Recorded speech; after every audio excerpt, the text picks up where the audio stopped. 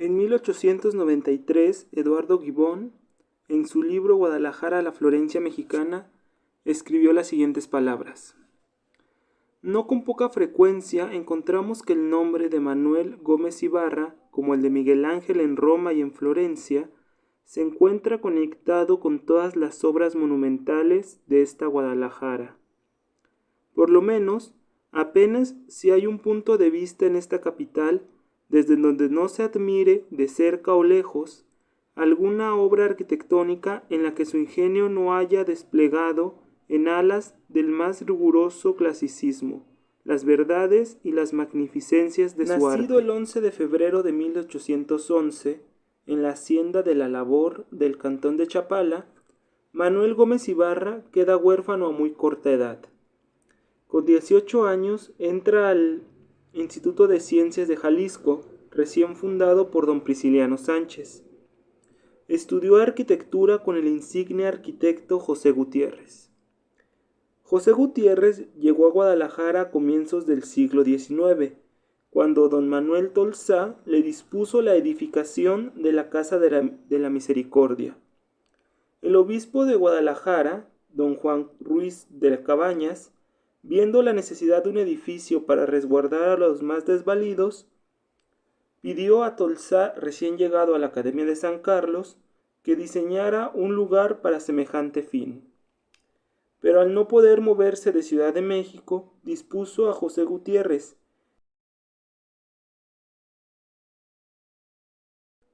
En 1836, Manuel Gómez Ibarra se graduó como arquitecto. Sus primeros trabajos fueron de la mano de su maestro, José Gutiérrez. Pero su muerte provocó que el joven arquitecto tomara los proyectos que quedaron inconclusos. También por esos años ganó el mecenazgo de don Diego de Arandas y Carpinteiro, obispo de Guadalajara, lo que propició que él fuera considerado como un arquitecto de la iglesia y que otros proyectos civiles, como el Teatro de Gollado o la Penitenciaría de Escobedo, le fueran negados. El obispo Arandas se caracterizó por concluir los proyectos que los otros dos prelados, Fray Antonio Alcalde y Ruiz de Cabañas, habían dejado inconclusos. De 1835 a 1843, Manuel Gómez Ibarra edificó el sagrario de la Catedral Metropolitana. Por esas mismas fechas, remodeló en un estilo neoclásico la fachada de la iglesia de Nuestra Señora de Lourdes, del Colegio Jesuita de Santo Tomás, hoy Biblioteca Iberoamericana Octavio Paz. De 1842 a 1845, coronó la fachada del Hospicio Cabañas con la monumental cúpula que hasta hoy en día conserva. Aún inconclusa, la Casa de la Misericordia se inauguró en febrero de 1810. No obstante, al estallar la Guerra de Independencia, fue ocupada por las fuerzas realistas. Para 1842, Gómez Ibarra no solo edificó la cúpula, sino que remodeló el edificio en su totalidad. Debido a la falta de los planos originales, no sabemos si en el diseño original de Manuel Tolsá ya se contemplaba la cúpula del modo en que la edificó Gómez Ibarra. Recordemos que la idea de Tolsá era la de un edificio austero, sin muchos ornamentos o segundas plantas. Tal vez la cúpula que hoy vemos era muy vistosa para el plan inicial. Entonces, queda en duda la autoría de Tolsá, de José Gutiérrez o de Manuel Gómez Ibarra, o una mezcla de las tres.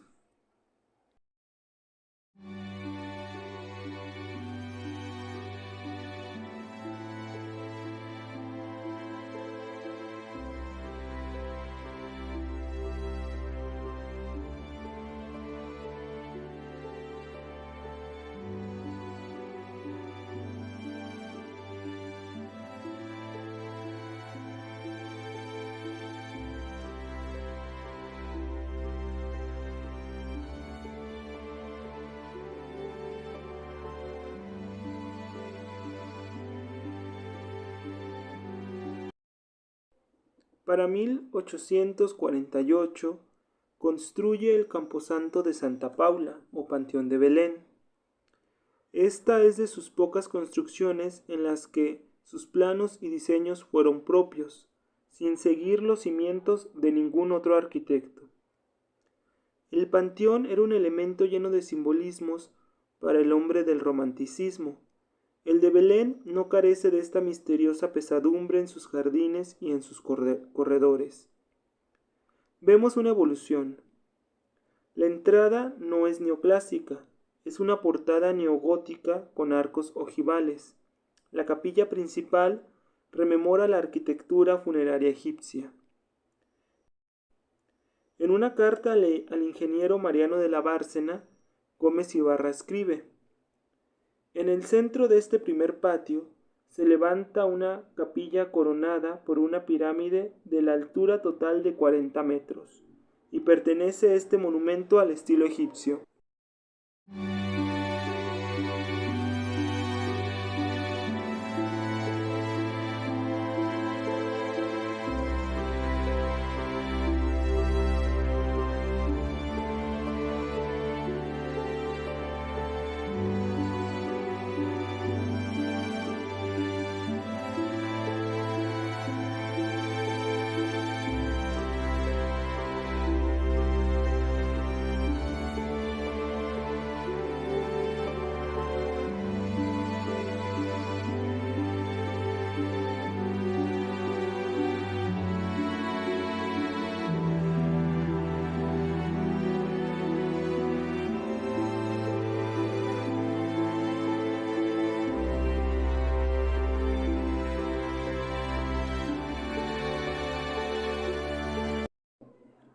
Tras experimentar con los gustos neogóticos y de la arquitectura tolemaica, Gómez Ibarra edifica las torres de la catedral en 1854.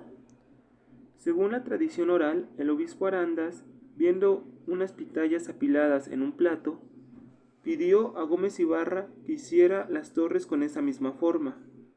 Por otro lado, Carlos Navarro, en su libro Las torres de la catedral, un peritaje histórico, afirma que estas están inspiradas en la aguja de Santa María en Oxford, cuyo impreso estaría en unos platos que circularon en la ciudad durante el siglo XIX. En 1818, las torres edificadas por Ruiz de Cabañas colapsaron a causa de un terremoto. Esto debido al peso de la figura, pues eran cúpulas de medias naranjas. Desde sus cimientos, la catedral está inclinada hacia adelante, lo que provoca que la estructura colapse por su propio peso.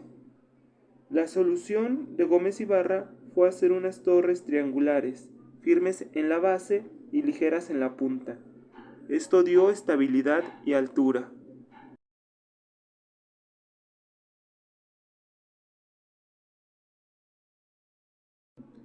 Podemos creer, tal vez, que don Manuel Gómez Ibarra experimentó con estas dos construcciones un nuevo estilo característico y propio, alejado de los cánones del neoclásico.